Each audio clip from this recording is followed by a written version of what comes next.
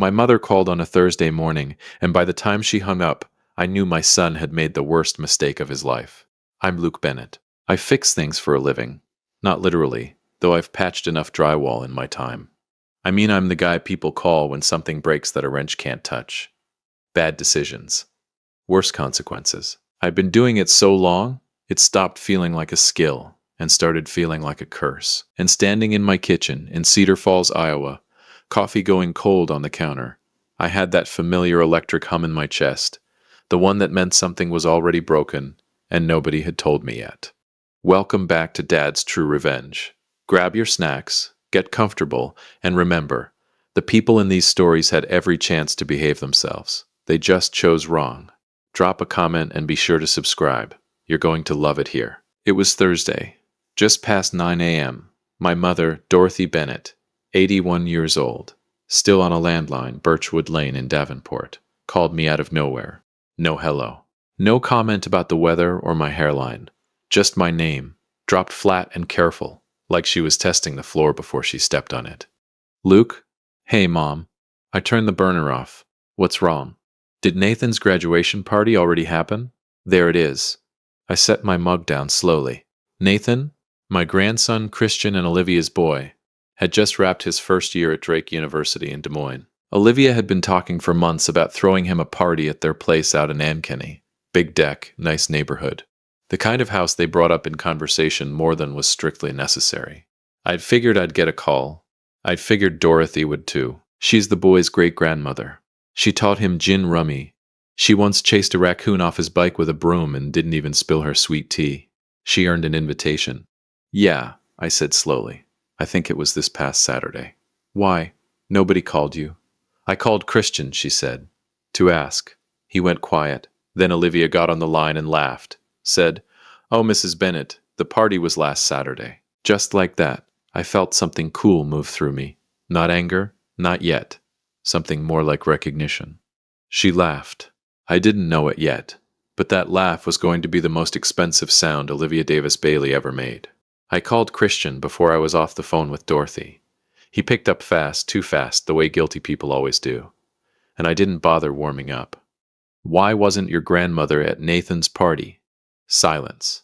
The specific silence of a man running numbers in his head. Dad. Just Nathan's friends, college people. It wasn't really a whole family. She's 81 and lives 20 minutes from you. I know, but I've got time. And then I remember this like it happened in slow motion. I heard Olivia's voice in the background. Not the words, just the tone. Low, urgent, pointed, like a coach whispering through a headset. That's when the hair on the back of my neck stood up. We'll come by, Christian said finally. Next week. We'll explain in person. Christian, next week, Dad. Please. He hung up. I stood in my kitchen in Cedar Falls with cold coffee and a hot suspicion, and the dawning ugly feeling that this had nothing to do with a party. I called Dorothy back. They're coming next week, I told her. Christian and Olivia. They want to explain in person. That sound. The one that means she already knows the end of the story and she's waiting to see if I'll catch up. Mom, what aren't you telling me? A pause long enough to park a truck in. Shirley Greer was at that party. Shirley, your Shirley. From First Methodist. She goes to Olivia's Pilates class now. The dryness in my mother's voice. Could strip varnish. She didn't know I hadn't been invited. Called me Sunday to say what a lovely time she'd had. Mentioned meeting a very professional young woman. A lawyer. Emily, she thought. Had a leather folder. The floor shifted under me. A lawyer. At a graduation party. With a leather folder, Dorothy repeated, as if the folder was the part that really said it all. Maybe it was. Shirley said they all went inside for about an hour, Dorothy continued. Left the younger kids on the deck. When they came back out, Christian looked like he'd been told bad news. Olivia looked like she'd been told very good news. I didn't speak for a moment. Mom. My voice came out low. Careful. You know what I have to ask. Yes. Are they going after the house? The trust? Dorothy Bennett had lived on Birchwood Lane for 52 years. My father had built that trust before he died. Land, savings, the kind of quiet, unglamorous wealth that accumulates when you never show off and never stop working. 11 acres outside Davenport, Accounts that would surprise people who assumed she was just a sweet old woman on a landline. Nobody talked about it. It was just there. The way the house was there. The way she was there. Permanent. Assumed. Until someone stopped assuming and started planning. "Luke," she said, "how long have you known Olivia?"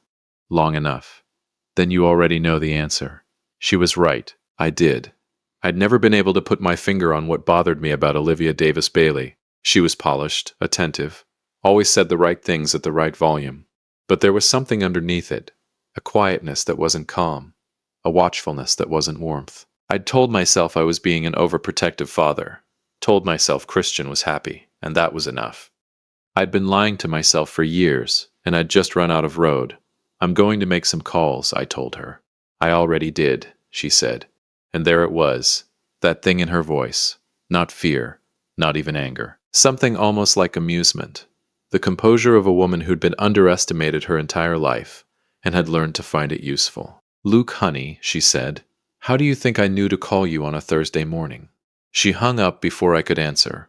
I stood in my kitchen in Cedar Falls on a Thursday at 9:47 a.m., and I thought about my son, who I had raised to be better than whatever this was. I thought about Olivia, smooth, careful Olivia, and the lawyer with the leather folder. I thought about Nathan, who'd had no idea his graduation was being used as camouflage.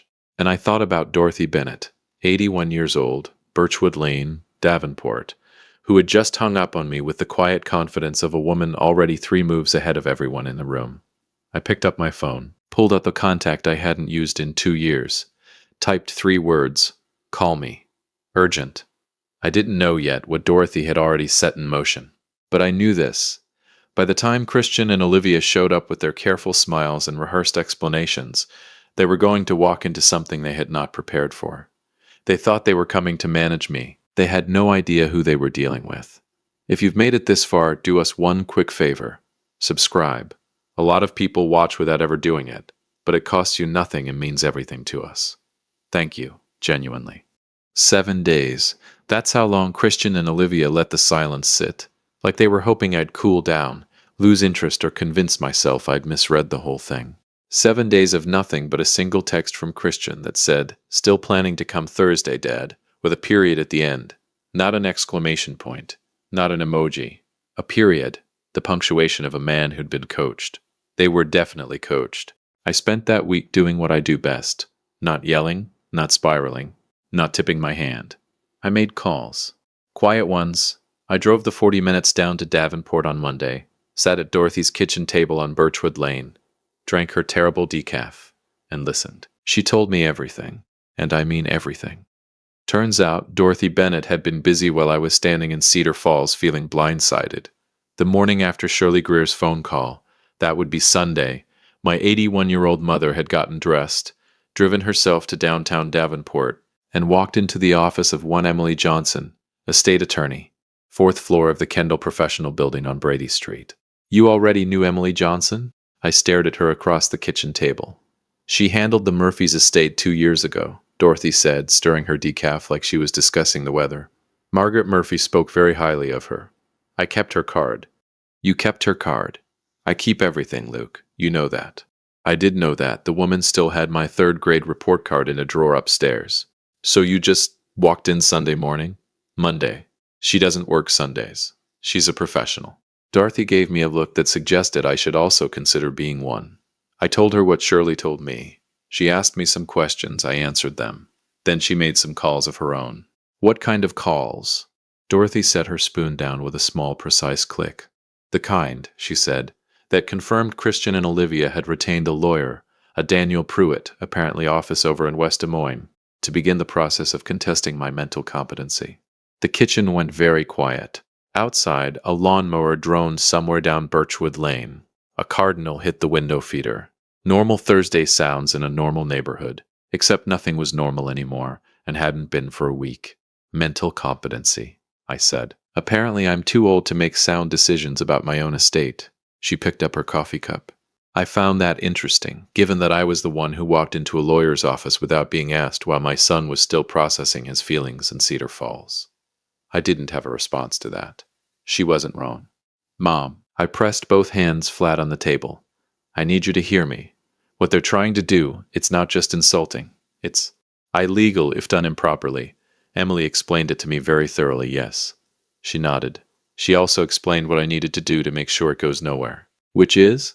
Dorothy smiled. It was the smile she used to give me when I was 16 and thought I was smarter than her. I never was. Not once. We'll get to that, she said. Thursday arrived like a storm that's been on the radar for days. You know it's coming.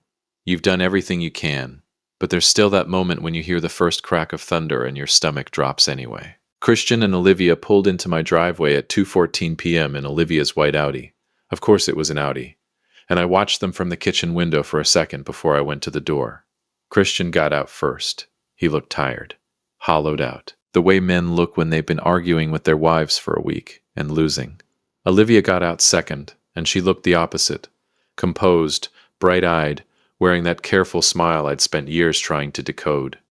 Now I had the translation. Turns out it meant, I want something that isn't mine. I opened the door before they knocked. Dad. Christian stepped forward and hugged me. It was a real hug. I'll give him that. The kid still loved me. Whatever Olivia had talked him into, he hadn't gone completely cold. I held on to that. Come in, I said. I made coffee. Olivia kissed my cheek. Luke, thank you for being patient with us. We really wanted to explain in person. Of course, I said pleasantly. Patient. Right, that's what I'd been. We sat at the kitchen table, same table where I'd eaten cereal as a kid, same table where Christian had done homework, same table that apparently no longer carried any sentimental weight for the people currently sitting at it with a legal strategy. I poured coffee. Nobody spoke for a moment. Then Christian said, Dad, we want to talk to you about Grandma Dorothy. Okay, I said. We're worried about her. Worried.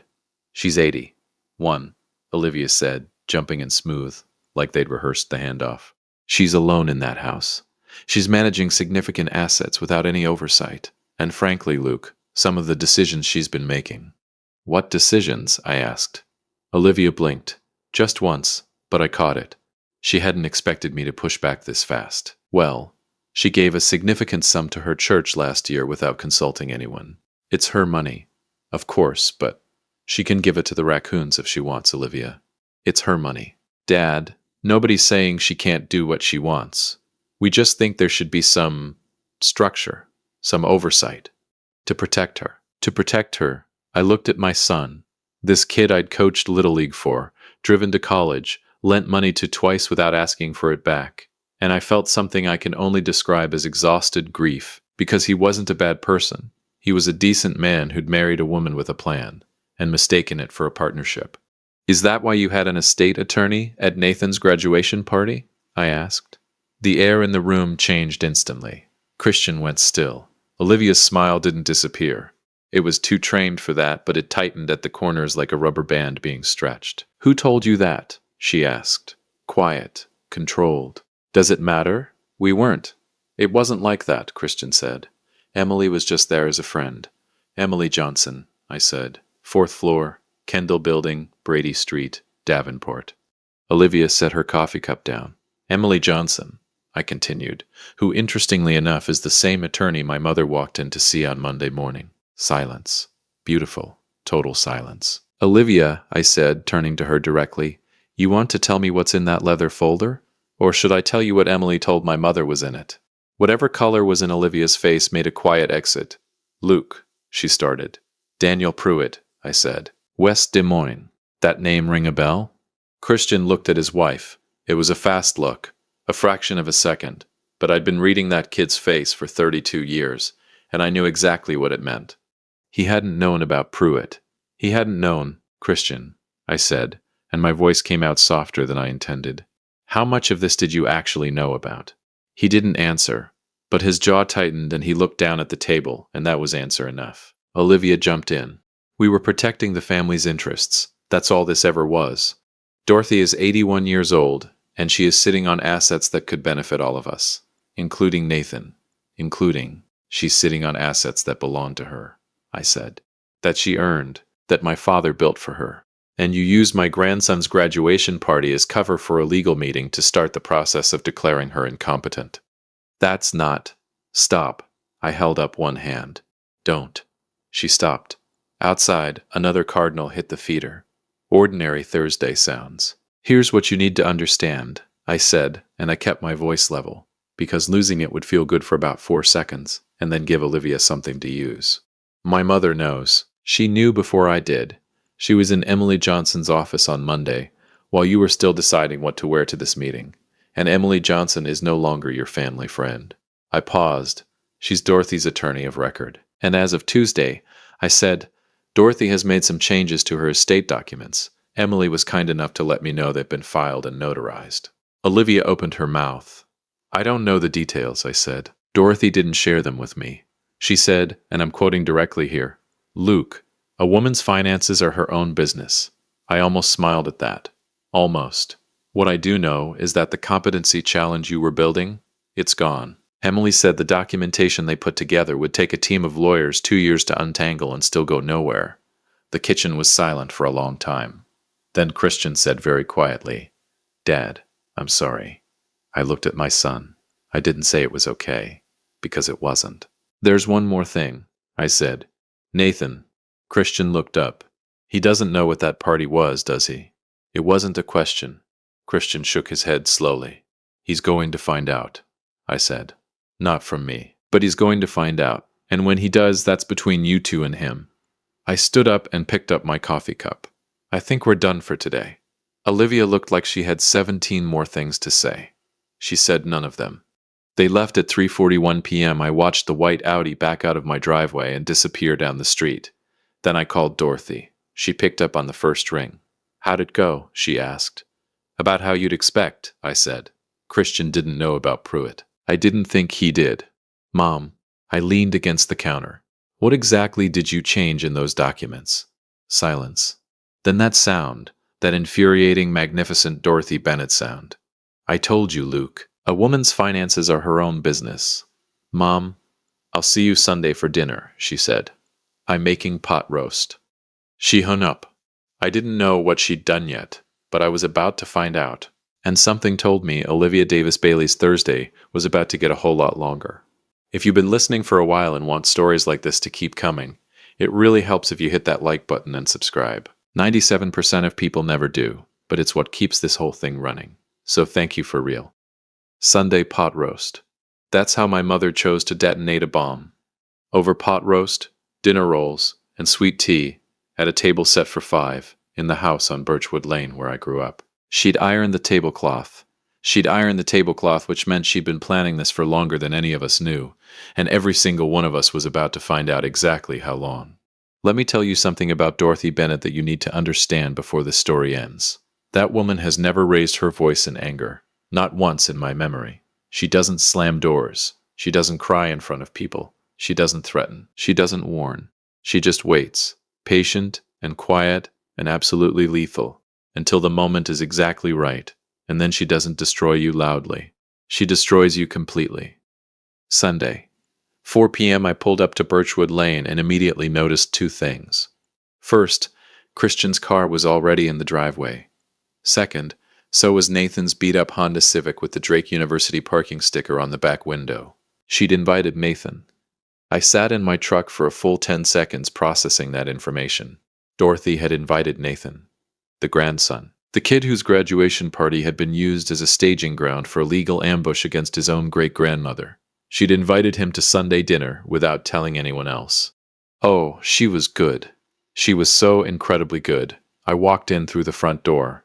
Never knock at Dorothy's, she considers it rude from family, and found Christian sitting at the kitchen table looking like a man waiting for a sentencing hearing. Nathan was next to him, lanky and 20, scrolling his phone with the beautiful oblivious energy of someone who had no idea what was about to happen to his afternoon.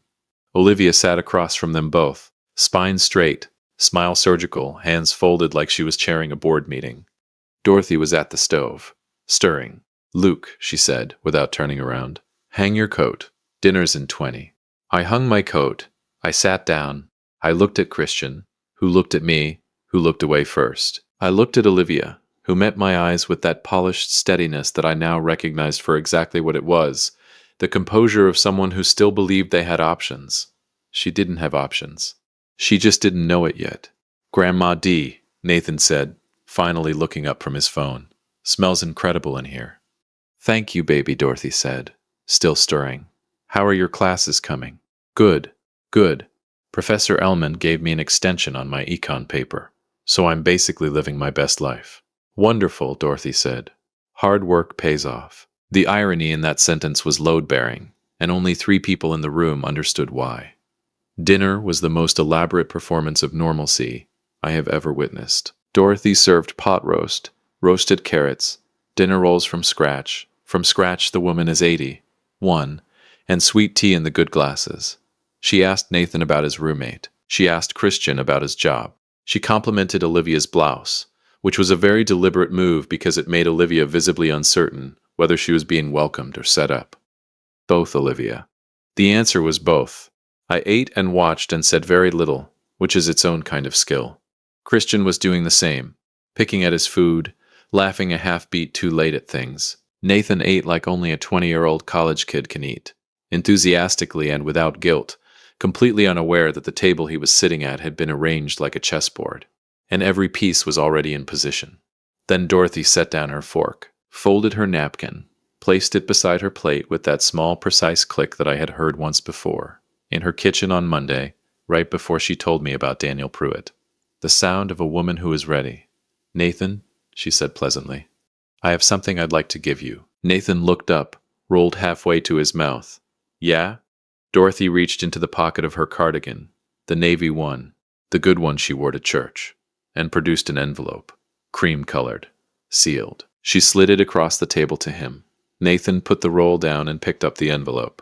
Grandma D, what is? Open it, sweetheart. I watched his face as he read, watched the casual ease of it fade, replaced by concentration, then confusion, then something slower and more serious moving in behind his eyes. Christian was watching too. His fork had stopped moving entirely. Olivia had gone very still. Nathan looked up. Grandma D, this is a check. It is. This is a very large check. Your grandfather worked very hard, Dorothy said simply. And so did I. And you are going to finish that degree and do something that matters. So yes, it's a large check. I don't... Mom? Dad? Did you know about?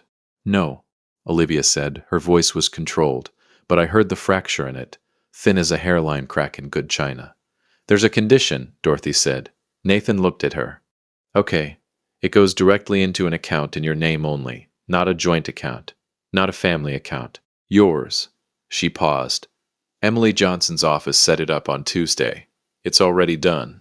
The check is a formality. The transfer has been initiated. The table was silent. I felt something in my chest that I can only describe as watching justice move in slow motion. I also want you to know, Dorothy continued, her voice still perfectly infuriatingly calm, that I've updated my estate documents. Everything has been restructured. Emily was very helpful. She picked up her sweet tea. The Birchwood Lane property, the trust your grandfather established, the accounts, all of it has been reorganized in a way that Emily assures me is quite airtight. Not at Christian. Olivia. Grandma. Christian started. I'm not finished, sweetheart. She set her glass down. I also want to mention, and I say this with love, because I do love this family, that I've been evaluated by Dr. Patricia Howe at Davenport Medical Center on River Drive. Full cognitive assessment. Memory, reasoning, judgment. She tilted her head slightly. Passed with, as Dr. Howe put it, remarkable clarity for any age, let alone 81. Emily has the report. It's been attached to my estate filing. The hairline crack in Olivia's composure split open. Just slightly. Just enough. Dorothy, she started. Olivia. Dorothy's voice didn't harden. It didn't have to. It just settled. Like a stone dropping to the bottom of clear water. I know about Daniel Pruitt. Silence. I know about the meeting at Nathan's party. More silence. I know what was in that leather folder. Nathan turned to look at his mother. Slowly. The way you turn toward a sound you're not sure you actually heard. What leather folder? He said. Nobody answered him. What meeting? His voice had changed. The easy college kid warmth gone. Something flatter and more adult moving in underneath. What are you talking about, Grandma D? Dorothy looked at her great-grandson with an expression of pure, uncomplicated love. Ask your parents, baby, she said gently. I think it's time. What followed was not a conversation I will describe in full, because some of it belongs to Christian and his son and the long uncomfortable work of being honest with someone you love. What I will tell you is that Nathan Rivera Bailey was not the oblivious kid he'd appeared to be over dinner rolls. He was a 20-year-old who had noticed things, a lawyer he didn't recognize, a closed-door meeting during his own party. His mother's energy that day wound tight as a spring. He'd filed it away. Kids always do. When it came out, when Christian, pale and hollowed, explained what they'd been trying to do, Nathan didn't yell. He didn't throw anything. He just looked at his mother with an expression I recognized, because I'd worn it myself at that kitchen table 4 days ago. The look that means I'm rearranging everything I thought I knew about you. You used my graduation, he said. Just that. Flat and quiet. Olivia tried. Nathan, we were trying to protect. You used my graduation. He said it again, same tone, like he was making sure the words were real. She had no answer for that. By 6:30 p.m., Christian and Olivia were gone. Nathan stayed. He sat at the kitchen table with Dorothy while I did the dishes, my traditional role at Sunday dinners going back 30 years, and I listened to them talk. Real talk. The kind that happens after everything false has been cleared away. I'm sorry they did that, Grandma D, he said. Don't apologize for other people's choices, she told him. That's a weight you don't need to carry. Are you okay? Nathan. A pause. The sound of her patting his hand. I'm 81 years old. I have survived a great deal more than this. Your grandfather's passing. 3 recessions. A roof that collapsed in the winter of 1987. This was an inconvenience. He laughed, surprised into it. An inconvenience. A manageable one. Another pause. I have good people around me. Emily is sharp. Your grandfather, Luke, despite his feelings, kept himself together.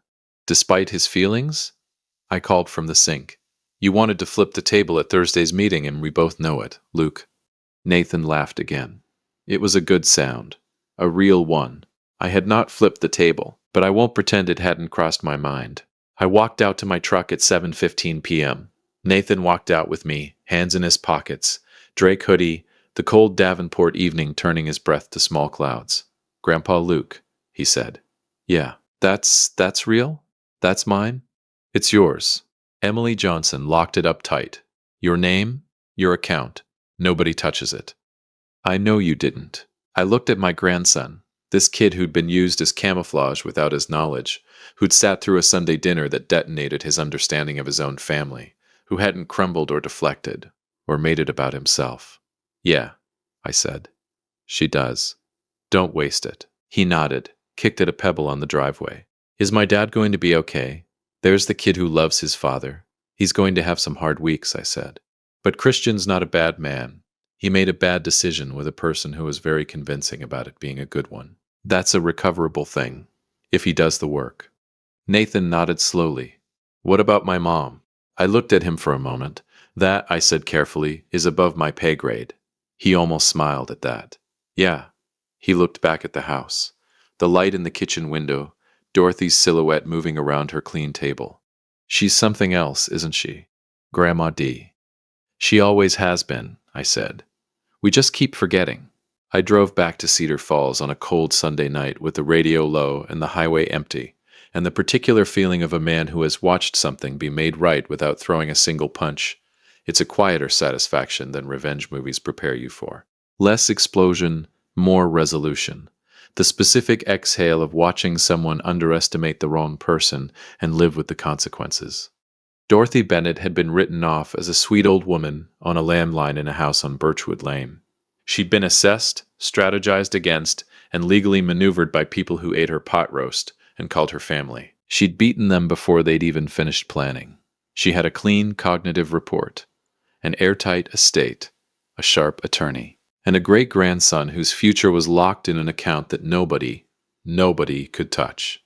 All Olivia had was a lawyer in West Des Moines, who was about to have a very unproductive phone call Monday morning. I almost felt bad. I did not feel bad. My phone buzzed on the passenger seat at 8:22 p.m. I glanced at it at a red light on Highway 30. A text from Dorothy. Dinner was nice. The rolls came out well. Mom. I stared at it for a second. Then I typed back, You destroyed them with pot roast and sweet tea. Dad would have loved it. 3 dots appeared, disappeared, appeared again. Then, he always did love a good Sunday. I set the phone down and drove the rest of the way home in the dark. And I thought about my father, a quiet man who built something real and left it to a woman he trusted completely. I thought about how the people who'd tried to take it had looked at Dorothy and seen fragility, seen an old woman, seen an opportunity. They hadn't seen what I'd spent 60 years watching. They hadn't seen her. And that, right there, was the only mistake that ever mattered. If you liked this story, join our community by hitting that like button and subscribing for more real, raw, and family-centered stories. And as always, thank you for being a part of this sphere.